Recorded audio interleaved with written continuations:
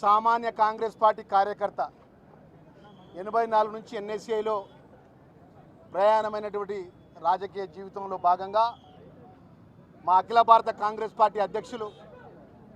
మల్లికార్జున్ ఖార్గే గారు, అఖిల భారత కాంగ్రెస్ పార్టీ నాయకులు రాహుల్ గాంధీ గారు, మా తెలంగాణ ఇచ్చిన తల్లి సోనియమ్మ తల్లి వారి నేతృత్వంలో మా రాష్ట్ర ముఖ్యమంత్రి వర్యులు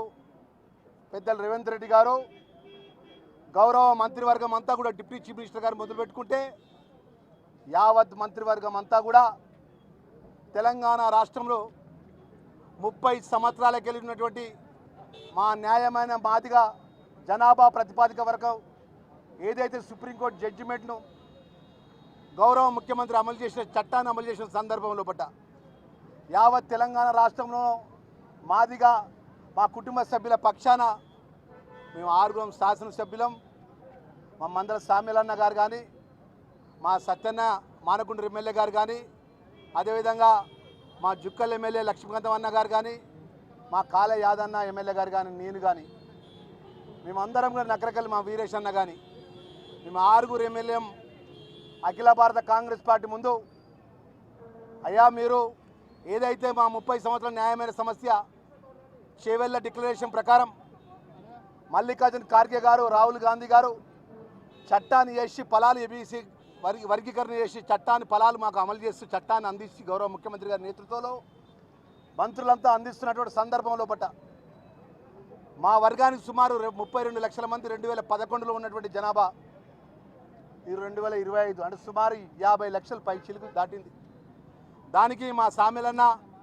మా గౌరవ శాసనసభ్యులు అందరం కూడా మనమందరం కూడా మన అఖిల భారత కాంగ్రెస్ పార్టీ ముందు మన న్యాయమైన సమస్యను మనవి చేయాలని చెప్పి మొదలు గౌరవ ముఖ్యమంత్రి వర్యులు, అదేవిధంగా మా పిసిసి అధ్యక్షులు, మా ఇన్ఛార్జ్ మేడం నటరాజన్ మేడం గారికి మా న్యాయమైన సమస్య వారు ముందు పెట్టినాం. మా 6గురిలో ఎవరికి శాసనసభ్యుడు రాష్ట్ర మంత్రివర్గంలో మంత్రిగా ఇస్తున్నా మాకు అభ్యంతరం లేదు. మా 6గురం సమానంగా సమన్యాయం కోసం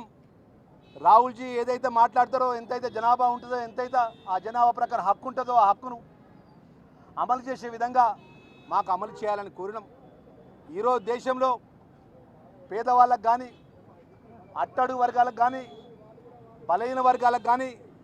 షెడ్యూల్ క్యాస్ట్ దళిత వర్గాలకు సామాజిక న్యాయం చేసే ఉన్నది అంటే అది కాంగ్రెస్ పార్టీ ఒకటే. ఈరోజు దానికి ఉదాహరణగా మా గౌరవ మంత్రిగా సహచరగా మా ముదిరాజ్ వర్గానికి సంబంధించిన మా శ్రీహరి అన్నగారు, అదేవిధంగా పెద్దలు మాల వర్గానికి సంబంధించిన మా షెడ్యూల్ కాస్ట్ అన్నదమ్ములాగా కలిసినటువంటి మా వివేక్ వెంకటస్వామి గారు, సుమారు 32 లక్షల మాదిగా కుల బాంధవుల పక్షాన మా 6 ఎమ్మెల్యేల యొక్క కష్టంతో శ్రమతో వారి సహకారంతో గౌరవ ముఖ్యమంత్రుల మంత్రివర్గాన్ని అఖిల భారత కాంగ్రెస్ పార్టీ మెప్పించి ఈరోజు ప్రమాణ స్వీకారం చేస్తుంటే ఒక సామాన్య కార్యకర్తనండి నేను. కాంగ్రెస్ 2084లో కాంగ్రెస్ జెండా పట్టుకొని ప్రారంభించినటువంటి నేను ఎన్ఎస్ఐగా యూత్ కాంగ్రెస్లో, అదేవిధంగా రాష్ట్ర కాంగ్రెస్ పార్టీలో జిల్లా పరిషత్ చైర్మన్గా, ఎస్సీ కార్పొరేషన్ చైర్మన్గా, ధర్మపురి శాసనసభ్యుడిగా ధర్మపురి ప్రజల యొక్క ఆశీస్సులతోని ఆ లక్ష్మీనరసింహస్వామి దయతోని యావత్ కరీంనగర్ జిల్లా తెలంగాణ రాష్ట్ర ప్రజల యొక్క దయతో నేను శాసనసభ్యుడిగా, ప్రభుత్వ విప్గా ఈరోజు మంత్రివర్గంలో అవకాశం దొరికిందంటే ఈరోజు నాలాంటి సామాన్యమైన కార్యకర్త, మా తండ్రి గారు పెద్దపల్లి అర్జునవాడలో పుట్టి సింగరేణి కాలేజీలో గుమాస్తాగా పనిచేసినటువంటి మా తండ్రి గారు, వారి కుమారుడిగా నేను కాలేజీ లైఫ్ నుంచి ఎన్ఎస్సీఐగా, యూత్ కాంగ్రెస్గా, కాంగ్రెస్ కార్యకర్తను, కాంగ్రెస్ జెండాను నమ్ముకున్న వ్యక్తిగా ఈరోజు ఇంత గౌరవాన్ని దక్కించిందంటే అది రాహుల్జీ, సోనియమ్మ తల్లి, మల్లికార్జున్ ఖార్గే గారు, మీనాక్షి మేడం గారు, అదేవిధంగా మా రేవంత్ రెడ్డి గారు, పిసిసి అధ్యక్షులు గారు, అదేవిధంగా మా మంత్రివర్గం అంతా కూడా నిజమైన సామాన్య కార్యకర్త. ఒక మాదిగా కుల బాంధవుల పక్షాన ఒక ప్రతినిధి ఉండాలని చెప్పి మా 6 మా యొక్క శాసనసభ యొక్క మనవిని మన్నించి ఈరోజు అవకాశం ఇచ్చినందుకు జన్మాంతరం రుణపడి ఉంటా. పేదల పక్షాన ఆ వర్గంకెళ్ళి వచ్చిన వాడిగా, కష్టాలు తెలిసిన వాడిగా, ప్రజల ఇబ్బందులు తెలిసిన వాడిగా గౌరవ ముఖ్యమంత్రి గారి నేతృత్వంలో పట ప్రవేశపెట్టినటువంటి అనేక సంక్షేమ కార్యక్రమాలు పేదవాళ్ళకు అందే విధంగా ఒక బాధ్యత గల క్యాబినెట్ మంత్రిగా మేము కష్టపడి పనిచేస్తామనే విషయాన్ని మీ మీడియా మిత్రుల ద్వారా సవినయంగా మనవి చేసుకుంటున్నాం. మరొకసారి తెలంగాణలో ఉన్న మా media, print media, electronic media వివిధ పత్రికలకు వివిధ ఛానల్ యాజమాన్యాలకు కూడా మేము మనవి చేస్తుంటున్నాం. దయచేసి ఒక సామాజిక వర్గం నుంచి కష్టపడి వచ్చినటువంటి కార్యకర్త నుంచి ఈ స్థాయికి వచ్చిన వాడిగా మీ సహకారం కూడా మా అందరికీ ఉండాలని చెప్పి సవినయంగా చేతులు జోడించి నేను మనవి చేసుకుంటూ నేను సెలవు తీసుకుంటున్నా. ఒక్కసారి 2014 నుంచి 23 వరకు ఉన్నటువంటి ఆ ప్రభుత్వము ఆ యొక్క మంత్రివర్గంలో ఉన్నటువంటి ఆ వ్యత్యాసము ఈ గౌరవ ముఖ్యమంత్రి వర్యులు రేవంత్ రెడ్డి గారి యొక్క మంత్రివర్గంలో ఉన్నటువంటి ఆ వ్యత్యాసాన్ని ఒకసారి ప్రజలందరూ గమనించాలని సవినయంగా మనవి చేస్తున్నాం. తర్వాత ఇంకో మాట